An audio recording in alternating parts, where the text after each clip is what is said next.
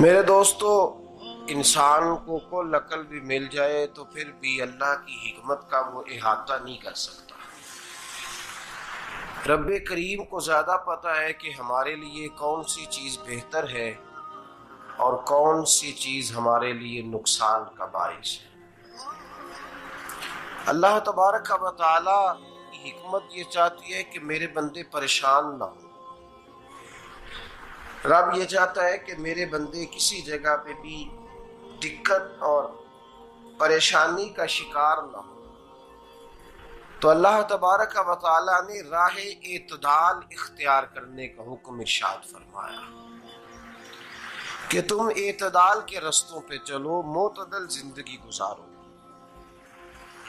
افراط و تفریط سے بچو۔ آج جس معاشرے میں ہم وقت گزار رہے ہیں، اس معاشرے میں ہم اس بات کو سمجھنے سے قاصر ہیں کہ اصل ہمارا مسئلہ کیا ہے۔ ہمارا اصل جو مسئلہ ہے اس کی شناخت ہمیں کیسے ہوگی اور ہم پھر اس تک رسائی کس انداز میں حاصل کر پائیں۔ ہم ہمیشہ اپنی آمدن بڑھانے کے چکر میں رہتے ہیں، ایک کام اور شروع کر لیں، پارٹ ٹائم جاب شروع کر لیں، کوئی سائیڈ بزنس اس کا آغاز کر لیں۔ ہماری جو دوڑ لگی ہوئی ہے وہ لگی ہے کام بڑھانے میں، آمدن بڑھانے میں، حالانکہ اسلام ہمیں یہ کہتا ہے کہ تو آمدن بڑھانے کے چکر میں نہ پڑ، اصل بات یہ ہے کہ تو اپنے خرچے کنٹرول کر۔ تنگ انسان وہ نہیں ہوتا جس کی آمدن تھوڑی ہوتی ہے۔ یہ توجہ کیجیے گا میری بات، یہ قیمتی بات ہے اور گفتگو ساری کا لب لباب ہے۔ تنگ بندہ وہ نہیں ہوتا جس کی آمدن تھوڑی ہوتی ہے، اصل پریشان وہ ہوتا ہے جس کے خرچے زیادہ ہوتے ہیں۔ اور ہمارا جو روزمرہ کا نقصان ہو رہا ہے نا، وہ آمدن کے معاملات میں نہیں ہو رہا۔ بنیادی نقص جو واقعہ ہو رہا ہے وہ یہ ہے کہ ہمارے اخراجات زیادہ ہیں، اور وہ اخراجات کسی اور نے نہیں بڑھائے،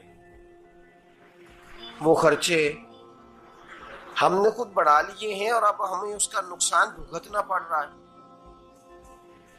اور اگر آپ صحیح معنوں میں ٹٹولیں تو جو بہت امیر لوگ ہیں وہ تو ان خرچوں سے بچ گئے۔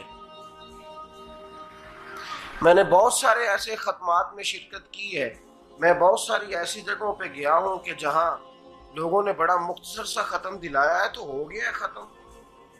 ختم کے معاملے میں کب کسی نے پابندی لگائی ہے کہ اس میں 200 آدمی شریک ہوگا تو تب یہ سال ثواب صحیح ہو سکے گا؟ کون کہتا ہے؟ یا شادی کے موقع پر اگر سارے بہن بھائیوں کو نہ بلایا گیا تو میری شادی پایہ تکمیل تک نہیں پہنچے گی، اس میں برکت نہیں ہوگی؟ یہ کس نے فتویٰ دیا ہے؟ معتدل زندگی کا اسلام حکم دیتا ہے۔ میں پڑھ رہا تھا کہ ایک بہت بڑا صدر ہے، غالباً سوڈان کے صدر کی بات ہو رہی تھی، تو اپنے بیٹے کی بارات لے کے گیا تو 4 لوگ گئے ہیں بارات، اور 15 لوگوں کا اس نے اہتمام کیا اپنے گھر میں کھانا کھانے کا۔ تو کیا شادی ہو گئی کہ رک گئی؟ تو بھائی راگ الاپنا اس بات کا کہ بڑی پریشانی ہے، کوئی سائیڈ بزنس شروع کیا جائے فلان جگہ فلان جگہ فلان جگہ، تو اصل معاملہ یہ ہے کہ پہلے ایک بندہ کماتا ہے تو پھر بھی گھر ہی چلتا ہے، پھر بڑا بیٹا ساتھ شامل ہوتا ہے تو پھر بھی گھر ہی چلتا ہے، پھر منجلا بیٹا شامل ہوتا ہے تو پھر بھی گھر ہی چلتا ہے۔ جو رونا دادا جی رویا کرتے تھے کہ بڑی مصیبت ہے، بڑی مشکل ہے، گاؤں میں رہ کے اکیلے ہوتے تھے اور وہ 5 بچوں کو اور 4 بچیوں کو وہ پالتے تھے، تو جو وہاں پریشانی تھی وہی آج پریشانی شہر میں آ کر پڑھ لکھ کر موٹی تنخواہ لے کر وہی پریشانی ہمیں ہے۔ تو میں جس نتیجے پہ پہنچا ہوں اس کو پڑھ کے، قرآن مجید کی چند آیات کو دیکھ کر اور اس مفہوم کی جو حدیثیں کتب احادیث میں پائی جاتی ہیں اور ہمارے بزرگوں نے ہمیں جو مزاج اس حوالے سے دیا ہے، میں اس نتیجے پہ پہنچا ہوں کہ مسئلہ آمدن کا نہیں، مسئلہ خرچے کا ہے۔ ہمارے خرچے بنیادی طور پر زیادہ، اور اگر پھر ہم زیادہ بوجھ خواتین پہ ڈالتے ہیں کہ وہ مطالبے زیادہ کرتی ہیں، اور اگر آپ مجھ سے پوچھیں تو خواتین کی بھی اگر کسی جگہ کوئی عادت خراب ہوتی ہے تو اس میں اصل کردار اس کا ہوتا ہے جو وہ عادت خراب، تو کیوں اپنے گلے سے اتار کے آپ کسی کے گلے میں بات ڈالنے کے چکر میں ہیں؟ وہ خواتین کی طبیعت نہیں ایسی ہے، اصل بات یہ ہے کہ ہم نے عادت ڈالی ہے، ہم نے یہ مزاج ان کو دیا ہے تو ان کا بنا ہے، نہ کیسے بن سکتا۔ تو اعتدال جب تک زندگی میں نہیں ہوتا، پانی پیاس بجھاتا ہے لیکن ایک گلاس ہی ہو تو پیاس بجھاتا ہے، بالٹی کو منہ کو لگائے گا تو کپڑے بھگو دے گا اس کے۔ حالانکہ پانی بری چیز کا نام نعمت ہے نا بہت بڑی اللہ کی، لیکن پیالے میں ہی اچھا لگتا ہے۔ کوئی مٹکا منہ کو لگائے گا تو تانگ ہوگا، پیالہ ہی بہتر ہے اس کے لیے۔ تو میرے دوست، مٹکے سے بھی بعض اوقات کام چل جاتا ہے، لیکن اگر کوئی کہے نہیں مجھے دریا ہی چاہیے تو اس کا تو گھر بہ جائے گا، سارا گھر بہ جائے گا اس کا۔ ہمیں دریا قابو کرنے کا موڈ بنایا ہوا ہے تو اس سے گھر بہا کرتے ہیں، اس سے گھر بنا نہیں کرتے۔ گھر پیالے سے پانی پینے سے بنتا ہے۔ اگر تو دریا پہ قبضہ کرنے کا موڈ بنائے گا تو گھر بنے گا نہیں، گھر بہ جائے گا۔ آگ نہ ہو تو کھانا پک نہیں سکتا، لیکن ہلکی آنچ سے کھانا پکتا ہے، اور اگر آنچ تیز کر دی جائے تو جی قرینے قیاس بات کر رہا ہوں، میں عقل سے ماورا نہیں کر رہا، قرینے قیاس سمجھانے کے لیے مثالیں دے رہا ہوں۔ ہلکی آنچ پہ کھانا پک جاتا ہے، اور آگ تیز ہو تو کھانا جل جاتا ہے۔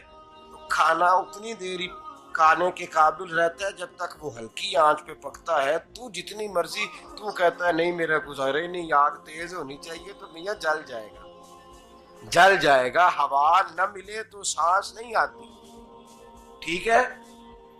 آکسیجن نہ ہو تو سانس، ہوا نہ چلے تو گزارا نہیں ہوتا، لیکن اگر تیز چلے نا، اگر تیز چلے تو آندھی اور طوفان بن جائے تو چھتیں گرا دیتی ہے، جانیں لے لیتی ہے۔ ہم ہیں طوفان کے چکر میں، ہم ہیں دریا کے چکر میں، ہم ہیں بڑے ناؤ کے چکر میں، تو میاں ہلکی آنچ ہی اچھی ہے، یاد رکھ۔